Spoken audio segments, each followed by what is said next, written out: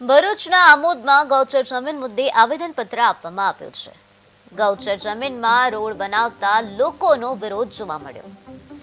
પાણીના કાસ રોકી મોટા પાયે નુકસાનની ભીતિ સેવાઈ છે. લોકોએ કલેક્ટરને આવેદનપત્ર આપ્યું છે અને રજૂઆત કરવામાં આવી છે. પાણીના વહેણના અવરોધને દૂર કરવા માટે માંગણી કરવામાં આવી.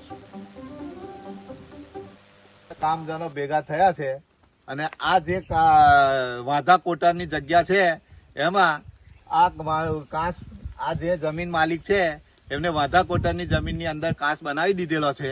એ બંધ બનાવી દીધેલો છે. એ બંધ અમારા બધા આગેવાનો ગામના બધા લોકોને બંધ તોડવાની પરમિશન સાહેબે આલી દીધેલી છે. મંજૂરીને હુકમ કરી દીધેલો છે.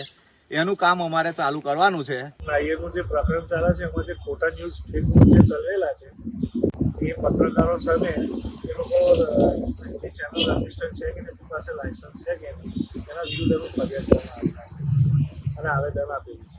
એ જે ગૌચરની જમીનમાં પાણીનો વેણ હતો એ વેણ અમે સાફ કરતા હતા કે ગામના એક કિસમ દ્વારા એવું કહેવામાં આવ્યું ખોટા ન્યૂઝ ચલાવવામાં કે ગૌચરની જમીન ખોદી અને માટી ચોરી થાય છે. આવું કંઈક ન્યૂઝ ચેનલ સોશિયલ મીડિયામાં પડતું હતું એટલે એક બે ન્યૂઝ ચેનલો છે સોશિયલ મીડિયા